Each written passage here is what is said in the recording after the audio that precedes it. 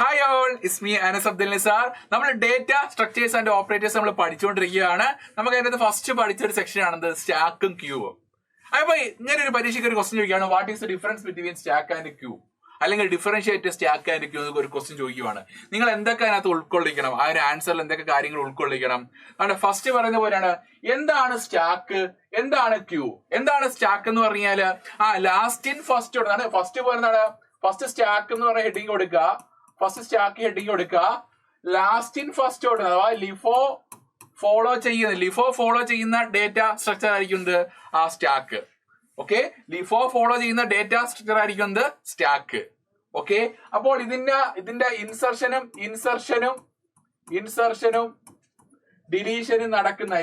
ഡിലീഷനും നടക്കുന്ന എന്തിനെ വിളിക്കുന്ന പേരെന്താണ്? ടോപ്പ്. ഇൻസർഷനും ഡിലീഷനും നടക്കുന്ന എന്തിനെ വിളിക്കുന്ന പേരെന്താണ്? ടോപ്പ്. ആ സെക്കൻഡ് പോയിന്റ് അത് പറയുക. ഓക്കെ, എന്നിട്ട് പറയേണ്ടതാണ് ഈ പറഞ്ഞ സ്റ്റാക്കിന്റെ രണ്ട് ഓപ്പറേഷൻസ് ഒക്കെയാണ് പുഷും പോപ്പും. ഓക്കെ, അപ്പൊ അതിനകത്ത് കൂടുതൽ എഴുതി വെക്കേണ്ട കാര്യം, അൽഗോരിതംസോ അല്ലെങ്കിൽ എക്സാമ്പിൾസ് എഴുതി വെക്കേണ്ട കാര്യമൊന്നുമില്ല. കാരണം ഡിഫറൻഷിയേറ്റ് സ്റ്റാക്ക് ആൻഡ് ക്യൂ ചോദിക്കുവാണെങ്കിൽ പലർക്കും ഒരു കൺഫ്യൂഷൻ ഉണ്ടാക്കുന്ന ഒരു ക്വസ്റ്റ്യൻ കേട്ടോ. അപ്പൊ സ്റ്റാക്ക് ആൻഡ് ക്യൂവിന്റെ ഒരു ഡിഫറൻസ്. എന്നിട്ട് ക്യൂ പറയുകയാണ്, എന്തായിരിക്കും ക്യൂ എന്നായിരിക്കും ക്യൂ നോക്കാം. ക്യൂവിന്റെ പോയിന്റ്സ് എന്തൊക്കെ പറയാം നമുക്ക്.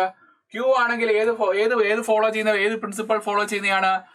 ഫസ്റ്റ് ഇൻ ഫസ്റ്റ് ഔട്ട് അഥവാ ഫിഫോ ഫോളോ ചെയ്യുന്ന ഡേറ്റ സ്ട്രക്ചർ ആണെന്ത് ഈ പറഞ്ഞിട്ടുള്ള ക്യൂ എന്ന് പറഞ്ഞാല്. ക്ലിയർ? ഫിഫോ ഫോളോ ചെയ്യുന്ന DS ആണെന്ത് ക്യൂ എന്ന് വെച്ച് കഴിഞ്ഞാല് അവിടെ ഇൻസർഷൻ മെയിൻ പോയിന്റ് ആണ് കേട്ടോ. ഇൻസർഷൻ നടക്കുന്ന ഏതിന്റെ ആയിരിക്കും? ഇൻസർഷൻ നടക്കുന്നത് റിയർ എൻഡും ഡിലീഷൻ നടക്കുന്ന എവിടെയായിരിക്കും?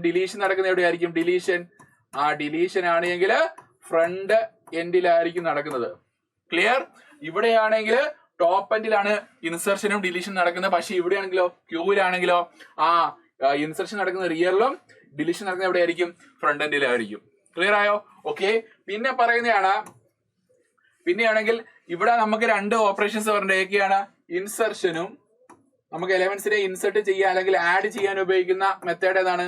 ഇൻസർഷനും. എലമെന്റ്സിനെ റിമൂവ് ചെയ്യാൻ ഉപയോഗിക്കുന്ന എന്താണ്? ഡിലീഷനും.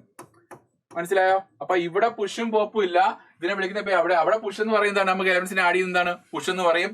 എലമെന്റ്സിനെ റിമൂവ് ചെയ്യുന്നതാണ് പോപ്പ് എന്ന് പറയും. അപ്പൊ ഇതൊക്കെയാണ് നമുക്ക് ഒരു ഡിഫറൻഷിയേറ്റ് സ്റ്റാക്ക് ആൻഡ് ക്യൂ എന്ന് ചോദിച്ചു കഴിഞ്ഞാൽ എഴുതേണ്ട പോയിന്റ്സുകൾ കേട്ടോ. മസ്റ്റ് ആയിട്ട് പഠിച്ചു വെക്കുക. അപ്പൊ ഇത് ചോദിക്കുമ്പോൾ ഒരിക്കലും നിങ്ങൾ അൽഗോരിതം ഒന്നും എഴുതി വെക്കേണ്ട കാര്യമില്ല. പക്ഷെ ഇങ്ങനെ ചോദിക്കും, ചില ചോദിക്കും എക്സ്പ്ലെയിൻ ക്യൂ എന്ന് ചോദിക്കും. അതിനകത്ത് ഏതെങ്കിലും ഒരു ഓപ്പറേഷൻ എക്സ്പ്ലെയിൻ ചെയ്ത് ചോദിക്കുമ്പോൾ ഏതെങ്കിലും ഒരു അൽഗോരിതവും പിന്നെ അതിന്റെ ചെറിയൊരു എക്സാമ്പിളും എക്സ്പ്ലെയിൻ ചെയ്ത് കൊടുക്കുക. ക്ലിയർ ആയോ? ഇതൊരു ഷുവർ ക്വസ്റ്റ്യൻ ആണ് കേട്ടോ. ഷുവർ ക്വസ്റ്റ്യൻ ആണ്, കാരണം പല തവണ റിപ്പീറ്റ് ചെയ്തുള്ള ഒരു ക്വസ്റ്റ്യൻ ആണെന്ത് ഡിഫറൻഷിയേറ്റ് സ്റ്റാക്ക് ആൻഡ് ക്യൂ. അതുകൊണ്ട് ഇത് മസ്റ്റ് ആയിട്ട് പഠിക്കുക.